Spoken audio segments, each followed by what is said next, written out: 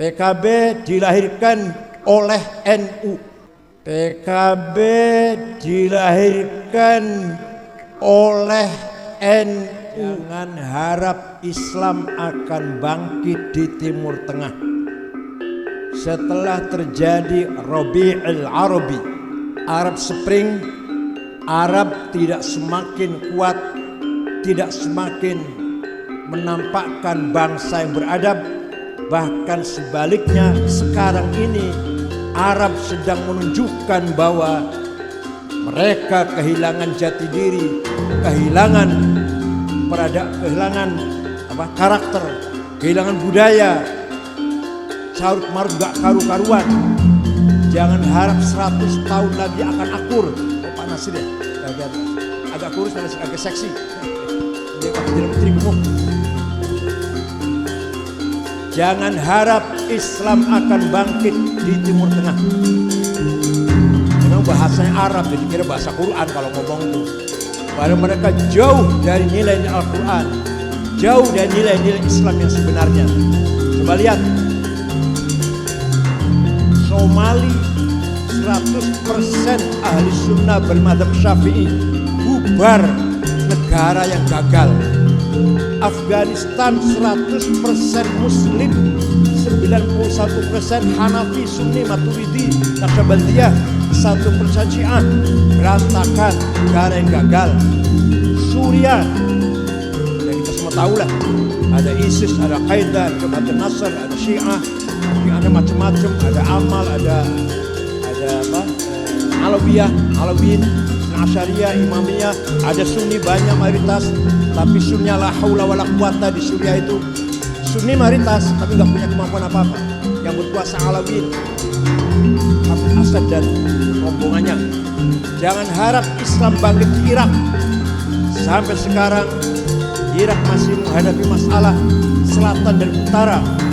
Selatan itu Arab, utara itu Kurdi. Selatan itu Syiah, utara itu Sunni. Masih masalah. Kalau kita nggak ada masalah sudah. Sudan. Jangan harap kita mengharapkan kebangkitan Islam dari Sudan. Tunis agak mendingan, tapi nilai atau kualitas pendidikannya jauh kalau kita bandingkan dengan kita Indonesia ini masih jauh, masih bagus kita. Aljazair nggak jelas arahnya. Setelah sosialisme gagal, mereka sedang mencari model seperti apa kelanjutan negara Aljazair. Mesir agak lumayan karena ada Al-Azhar. Itu pun hanya sebatas kampus Al-Azhar, di dalam pagar tembok Al-Azhar. Di luar itu sudah tidak menampakkan lagi masyarakat yang beradab. Alhamdulillah di kita, masyarakat kita Nahdliyin masih bisa kita banggakan, masih punya prinsip ruh pesantren, ruh ma'had, masih bisa kita lihat keseharian di kehidupan sehari-hari masyarakat berkat perjuangan Nahdlatul Ulama selama ini. Betul. Bukan kita romantisme dengan diri kita sendiri, tidak, betul. Kalau kita tahu, contoh Mesir aja, contoh ambil kita Mesir. Kalau di dalam Al-Azharnya memang luar biasa. Di dalam kampus Al-Azhar memang luar biasa. Di sanalah pembahasan ilmu, diskusi ilmiah luar biasa. Begitu keluar dari tembok Al-Azhar, akan kita jumpai pemandangan orang yang kencingnya berdiri. Ya gak Paman? Kalau nggak pernah ke Mesir barangkali nggak percaya. Itu rata-rata orang Mesir kalau kencing berdiri, mepet tembok. Sehingga tembok di gedung-gedung Mesir itu merah semua, merah kuning semua. Bekas kencingnya orang Mesir itu. Begitu pula kotornya luar biasa, dan masing-masing menghadapi kehidupan yang sangat mu'aqadah, yang sangat sulit, menghadapi kehidupan yang carut marut. Berkali-kali perang di Israel, ekonomi hancur, tatanan masyarakat hancur. Dulu pernah Anwar Sadat ingin mengembalikan kebesaran Mesir, tapi belum berhasil, sudah terbunuh. Walhasil itulah gambaran secara umum masyarakat Islam di Timur Tengah. Yang sebenar-benarnya masyarakat Islam di Indonesia. di Indonesia. Ada pesantren, ada partai politik, ada lembaga pendidikan, ada jamiah-jamiah. Ini luar biasa yang tidak kita jumpai di Timur Tengah. Jangan anggap kalau kita mengadakan tahlilan saja, atau maulid Nabi di negara Timur Tengah itu gampang, sulit, harus izin. Bikin pesantren, bikin madrasah, majelis taklim harus izin. Di kita bebas sebebas-bebasnya. Ini harus kita pelihara. Maka dan alhamdulillah lagi NU ini berganti-ganti Rais Am, berganti-ganti ketua umum, prinsip tawassud dan tasamuh tidak pernah kendor, tidak pernah bergeser. Bagaimana Ikhwan Muslimun yang didirikan oleh Hasan Banna, ulama Al-Azhar yang moderat, tapi begitu beliau terbunuh diganti Said Qutb, bergeser ke kanan menjadi radikal. Hizbut Tahrir, Hizbut Tahrir Palestina yang didirikan oleh Syekh Taqiyuddin Nabhani, tawassud, moderat, tidak radikal. Begitu wafat Taqiyuddin diganti Dr. Abdul Qadim, geser ke kanan menjadi radikal. Di kita alhamdulillah berganti-ganti Rais Am, berganti ketua umum, tidak bergeser dari prinsip. Kalau hanya gaya-gaya modelnya ketua umum beda-beda dikit lah.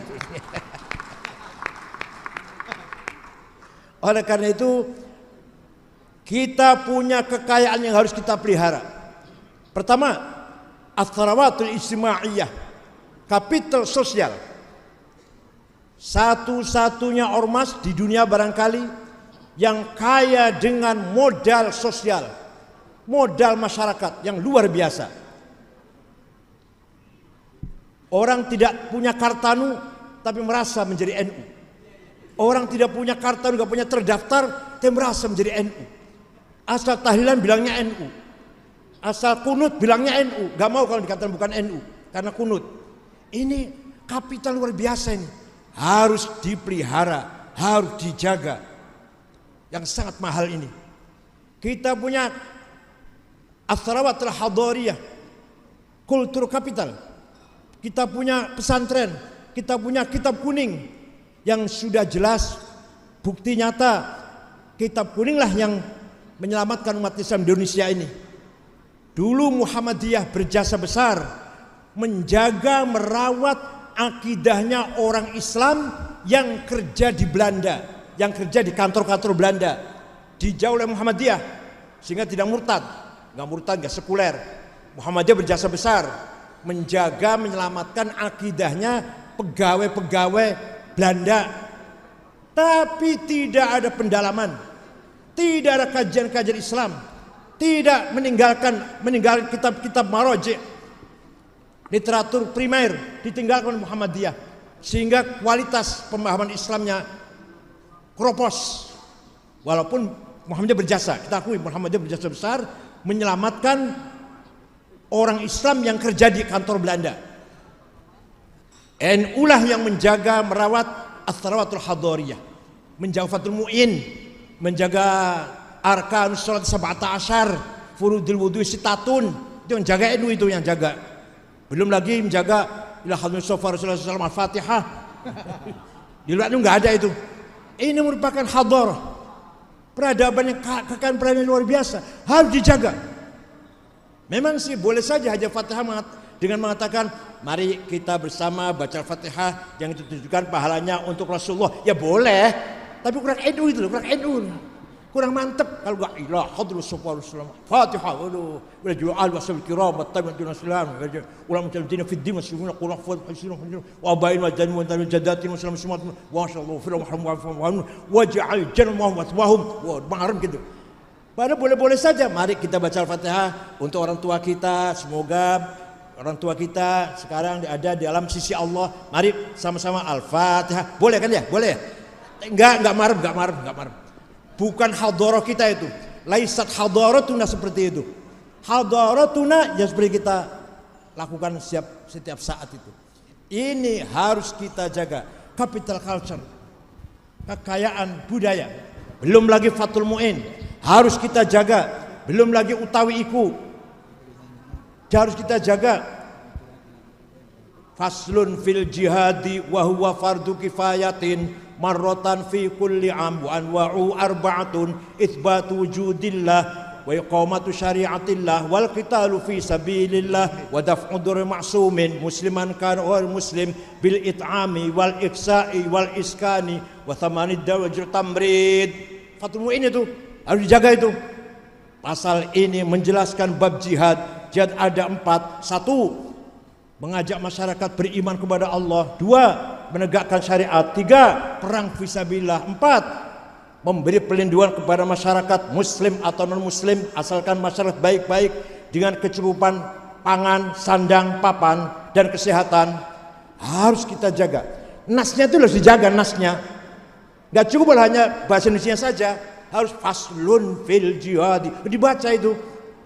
Kalau nggak dibaca, cemplang, hambar. Mari kita jaga masyarakat kita, akidahnya, syariatnya, dan kecukupan sandang. Wah, itu pidatonya Pak Camat itu, pidatonya Dan Ramil itu. Kalau pidatonya ketua NU, ketua PKB harus faslun fil jihadi wa huwa fardu kifayatin marratan fi kulli am wa anwa'uhu arba'atun itsbatu wujudillah. Mantep kan gitu kan. Ini kekayaan kita ini, orang lain nggak bisa ini, orang lain nggak punya itu. Belum lagi baca Quran, belum lagi baca Quran dengan fasta, dengan tajwid. Orang mas lain nggak punya itu. Kita anak kecil aja banyak baca Quran. Nah, dan lain-lain ya, dan lain-lain. Kekayaan kultur ini harus kita pertahankan kalau mau NU ila yaumil qiyamah, insyaallah. Yang ketiga, ciri khasnya itulah bukan hanya Islam, bukan hanya kembali Quran, bukan hanya gitu, bukan. Yang ketiga, as-sarawatul syi'ariyah. Kekayaan simbol. Mohon maaf, apa sih artinya pakai kopiah? Apa artinya pakai kopiah? Nggak ada artinya apa-apa. Apa kalau pakai kopiah sholatnya khusyuk? Kalau nggak pakai kopiah kurang khusyuk? Enggak. Tapi itulah simbol kita, pakai kopiah. Apa artinya beduk di masjid? Nah, kalau nggak ada beduknya masjidnya kurang afdol. Kalau ada beduknya afdol masjidnya. Enggak. Nilai masjid dulu nggak akan bertambah ada beduk. Kalau nggak ada beduk nggak ada tambahnya. Nggak ada apa-apanya. Tapi itulah simbol kita, harus ada beduk. Paham betul? Paham betul? Sholat nggak pakai kopiah silahkan, nggak apa-apa. Sah-sah saja kalau memang syarat rukunnya memenuhi. Tapi kehilangan simbol, kehilangan simbolik, capital simbolik. Maka itu harus kita pertahankan.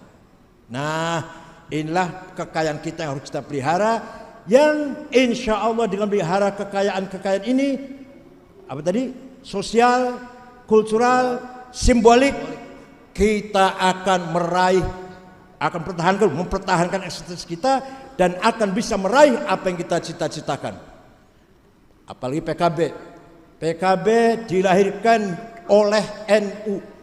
Tim 5 Kiai Ma'ruf, saya, Rozi Munir, Mustafa Zuhad, Pak Bagja, itu semua itu tim 5, Allahyarhamu kecuali saya dan Kiai Ma'ruf yang masih hidup ini, tiga-tiga sudah mendahului kita.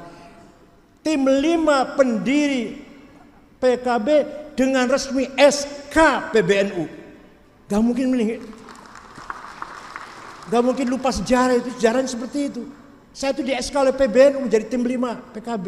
Entah diakui oleh Pak Muhammad, nggak tahu saya tapi. Tanpa tim 5 nggak ada kan dari PKB waktu itu. Saya jurkam nasional nomor 1 di TV, debat dengan Andi Arief, yang moderatornya namanya siapa? Yang ahli militer sebenarnya, ahli militer itu Salim Said moderatornya itu. Saya masih ingat, kampanye kemana-mana, yang nggak ada amplopnya dari PDIP nggak ada. Lillahi ta'ala aja. Mabda siasi persis seperti mabda siasi PBNU. Partai mana yang ada mabda siasi seperti PBNU? Jelas sekali PKB Islam Ahli Sunnah wal Jamaah. Partai mana yang jelas-jelas seperti itu? Hanya PKB yang persis dengan NU ada Ahli Sunnah wal Jamaah. Jadi PKB NU PKB harus kita dengungkan itu. Harus selalu kita suarakan. PKB adalah NU adalah PKB. Harus selalu suarakan itu.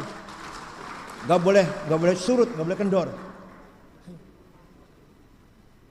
Otoritasnya Dewan Syuro entah kalau sekarang udah berubah ya. Udah berubah belum Amin? Bahwa Dewan Syuro itu punya otoritas yang sangat mutlak itu masih gitu nggak? Apa dirubah sudah? Itu sama seperti adatnya PBNU itu. Rois Am dan Ru'us Syuriah punya kewenangan yang luar biasa tanpa batas. Itu Rois Am di PBNU. Begitu pula PKB, entah kalau sekarang udah berubah, masih kan ya? Walaupun prakteknya nggak nganu sih ya, walhasil satu-satunya partai yang sejalan, senapas, seiring dengan Nahdlatul Ulama hanyalah PKB. Enggak, ini apa adanya, saya ngomong apa adanya nih. Nggak bisa meninggalkan sejarah, nggak bisa. Tim asisten 9, tim asistennya tim 5 itu 9, Pak Muhaimin, Pak Ali Maskur, Pak Arifin Junaidi, tim 9 yang membantu tim 5, NU semua itu. Tidak satu pun enggak di SK dari PB juga. Dari PB ini Mas akan Gus Dur dan Kiai Ilyas Lukya tanda tangan. Enggak bisa dihindari itu. Saya heran kalau ada orang mengatakan NU harus jauh dari PKB. Enggak mungkin. Itu melupakan sejarah itu. Bukan sejarah. Ketuanya siapapun PKB-nya. Itu kan enggak senang Pak Muhaimin barangkali yang ngomong itu. Ketuanya siapapun NU, ketua siapapun PKB, tidak boleh itu dihilangkan dari ingatan kita. Nah, kembali kepada masalah tadi. Kita bangga kita punya organisasi besar merupakan civil society yang tidak ada duanya di dunia ini. Di Eropa gereja civil society-nya. Di Timur Tengah, di Afrika Torekot. Tapi seberapa sih besarnya kekuatan Torekot? Di Eropa gereja civil society-nya. Tapi dua-duanya baik ikatan gereja maupun ikatan Torekot tidak akan bisa menandingi kekuatan Nahdlatul Ulama. NU merupakan civil society, kekuatan masyarakat yang luar biasa. Dan ada setiap ada bagian-bagian. Pemuda ada Ansor, ibu-ibu ada Muslimat, yang muda ada Fatayat dan seterusnya lah. Ada Torekot, ada Qur'an Hufad. Hanya di NU seperti itu. Kalau kita main ke Mesir, Torekot hanya 14. Di Mesir Torekot hanya 14. Kenapa? Ya kan ada di Mesir aja. Di Maroko Torekot hanya 1, Tijaniyah. Ya kan resmi cuma Tijaniyah. Mursyidnya dua rajanya itu Raja Muhammad bin Hasan. Kalau kita pergi ke Irak, Torekot ada berapa? Tapi di Indonesia, karena kita ini menampung semua aliran Torekot, ada 45 Thariqul Mu'tabar As-Sufiyah di Indonesia. Dari Mesir diterima, dari Kurdi diterima Naqsyabandiyah, yang dari mana-mana dari Maroko Tijaniyah diterima, luar biasa. Madhab di kita mayoritas madhab Syafi'i, tapi kita terbuka dengan madhab yang lain. Walhasil kekuatan yang luar biasa ini harus kita pelihara, dan ini semuanya merupakan kewajiban mutlak, nggak bisa ditawar, kewajiban bagi Partai Kebangkitan Bangsa. Bagaimana mencerdaskan warga NU, membangun ekonomi NU, warga NU, membangun peradaban warga NU, semua mutlak di atas pundak Partai Kebangkitan Bangsa. Mari kita dukung PKB agar mendapatkan kemenangan. Sekarang sudah wakil presiden, ke depan harus presiden. Cita-cita lu ya, cita-cita ini, hima ini. Sekarang wakil presiden, besok harus presiden. Gitu. Sekarang menteri cuma berapa sih? 2 orang ya? 3 apa 2? 2. Besok harus mayoritas menteri PKB. Itu namanya himmah namanya. Muhammadun qa'imun lillahi dzu himami, Muhammadun khatamul kullihimi. Dan Muhammad oleh himmahnya menyala-nyala, berkobar-kobar. Saya enggak mau kalah. Itu Muhammad itu. Wallahi law wada'u syamsa fi yamini wal qamara fi yasari ala antul hadzal amr ma taraktu hatta al-kaduna. Demi Allah, saya Quraisy meletakkan matahari tangan kananku, bulan tangan kiriku, agar aku berhenti dakwah, saya enggak akan berhenti sampai saya menang. Itu Nabi Muhammad. Untung Nabi Muhammad modelnya seperti itu, enggak kayak sampean. Kalau model sampean 2 hari selesai, Islam enggak akan berkembang.